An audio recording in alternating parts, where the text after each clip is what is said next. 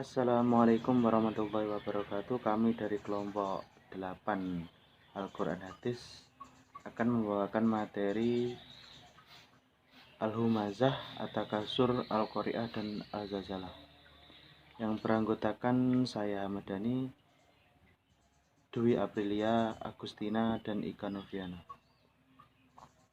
Assalamualaikum warahmatullahi wabarakatuh. Saya akan melanjutkan materi selanjutnya tentang surat Al-Humazah.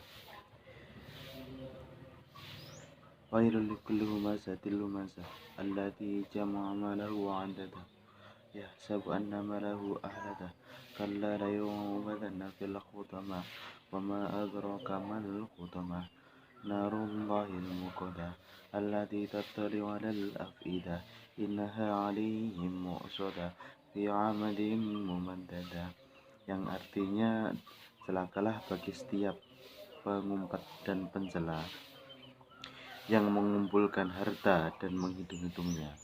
Dia manusia mengira bahwa hartanya itu dapat mengekalkannya.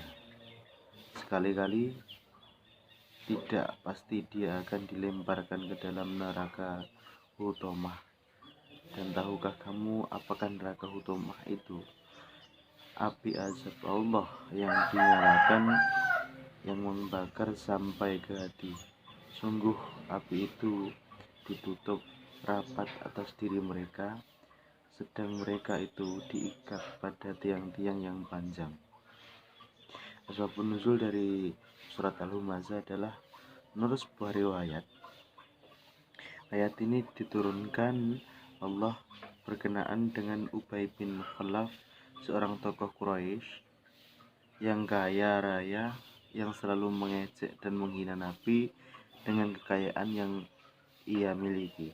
Dari ayat-ayat di atas, Allah langsung memperingatkan dengan tegas dengan kalimat celakalah bagi setiap pengumpat lagi pencela.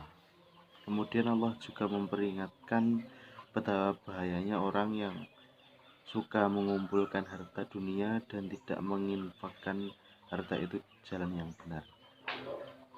Kandungan surat Al-Humazah. Yang pertama adalah larangan untuk mencela. Yang kedua adalah manusia diingatkan untuk selalu bersyukur serta tidak terlena dengan harta-harta duniawi. Yang ketiga adalah kesenangan yang berlebihan terhadap harta seringkali membuat manusia lalai mengingat Allah Subhanahu wa taala. Yang keempat adalah di dalam neraka manusia yang lalai itu akan mendapat balasan akibat dari kelalaian mereka di dunia. Surat selanjutnya adalah At-Takasur. Bismillahirrahmanirrahim. Alhaakumut takasur hatta zurtumul maqabir kalla sawfa ta'lamun summa kalla sawfa ta'lamun kalla law ta'lamuna 'ilmal yaqin latarawunnal jahim summa latarawunnaha 'ainal yaqin summa latus'alunna yawma idzin 'anil na'im. Arti dari surat tersebut adalah kalian telah dilupakan oleh kesibukan memperbanyak harta sampai kalian masuk ke dalam kubur sekali-kali. Jangan berbuat demikian, kalian pasti akan mengetahuinya bagaimana akibatnya. Sekali-kali jangan andaikan kalian mengetahui dengan keyakinan pasti kalian akan dapat melihat adanya neraka jahim. Kemudian kalian pasti akan melihatnya neraka jahim dengan mata kalian sendiri. Kemudian pasti kalian akan ditanya dengan hari itu akan semua kenikmatan yang telah kalian rasakan di dunia. Asbabun nuzul dari surat tersebut adalah surat At-Takasur turun berkaitan dengan kabilah Ansor bin Haris dan bin Haras. Mereka saling menyombongkan diri dengan kekayaan dan keturunannya dengan saling bertanya, apakah kalian punya pahlawan yang segagah dan secekatan si fulan? Mereka juga menyombongkan diri dengan kedudukan dan kekayaan orang yang masih hidup. Mereka mengajak ke kubur untuk menyombongkan kepahlawanan dari golongan yang sudah gugur dengan menunjukkan kuburan mereka. Kandungan dari ayat At-Takasur ayat 1-2 memberi gambaran kepada orang-orang yang beriman bahwa kebanyakan manusia membanggakan kemewahan hidup di dunia. Ayat ketiga dan sampai kelima merupakan bantahan terhadap anggapan orang yang bermegah-megahan. Ayat yang ke-6 sampai ayat 8 menjelaskan tentang balasan yang akan mereka peroleh. Selanjutnya di sini saya akan menjelaskan tentang isi kandungan surat Al-Qari'ah.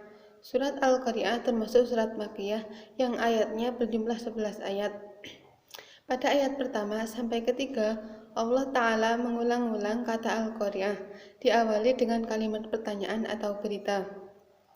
Kemudian dilanjutkan dengan 2 kalimat pertanyaan, sebagaimana telah diterangkan oleh para ulama bahwa hal ini merupakan pengakuan Allah terhadap betapa besar dan dahsyatnya hari kiamat. Pada ayat keempat surat Al-Qari'ah terdapat 3 pendapat dari kalangan ulama dalam menafsirkan makna Al-Farsh, yang salah satunya maknanya yaitu adalah sesuatu yang berjatuhan dan bertebaran di sekitar api, baik berupa nyamuk atau serangga-serangga kecil lainnya. Pada ayat kelima, sebagian besar ulama menafsirkan lafaz al-ahin dengan makna as-suf, yaitu bulu atau kapas. Pada ayat keenam, di dalamnya menunjukkan akidah aswajah yang berkaitan dengan rukun iman yang kelima, bahwa salah satu perwujudan beriman kepada hari akhir adalah meyakini adanya mizan atau timbangan di hari kiamat. Dan yang selanjutnya yaitu pada ayat ke-7, para ulama menjelaskan yang dimaksud dengan kehidupan yang memuaskan adalah kehidupan di surga. Yang terakhir yaitu pada ayat ke-8 sampai terakhir terdapat 3 penafsiran terhadap makna ayat ke-9, yang salah satunya maknanya adalah tempat tinggal dan kembalinya adalah neraka. Kemudian yang terakhir mengenai isi kandungan surah Al-Zalzalah. Nah, surah Al-Zalzalah diambil dari kata zilzal yang artinya guncangan. Ini menerangkan mengenai hari kiamat. Pada hari kiamat tersebut terdapat guncangan yang dahsyat. Allah mengeluarkan beban-beban yang ada di bumi akan dikeluarkan. Gunung pun akan meletus, tsunami juga akan terjadi. Kemudian orang-orang juga bertanya mengenai peristiwa tersebut. Orang-orang yang bertanya mengenai peristiwa tersebut adalah golongan orang-orang kafir, karena sebelumnya mereka tidak mempercayai adanya hari kiamat. Sedangkan orang-orang mukmin tidak menanyakan mengenai hal tersebut, sebab orang mukmin mempercayai adanya hari kiamat. Kemudian, ketika manusia dibangkitkan dari alam kuburnya, dia akan dikumpulkan dengan golongannya masing-masing dan digiring untuk dihisap amal perbuatannya. Nah, pada surah Al-Zalzalah ini juga menerangkan tentang keadilan Allah, bahwa manusia yang berbuat amal baik meskipun hanya sebesar zarah atau biji sawi juga akan tetap mendapatkan pahala. Dan sebaliknya, orang-orang yang melakukan amal perbuatan buruk meskipun hanya sebesar biji sawi, dia juga tetap akan mendapatkan siksa. Nah, sekian presentasi dari kelompok kami. Kurang lebihnya mohon maaf. Wassalamualaikum warahmatullahi wabarakatuh.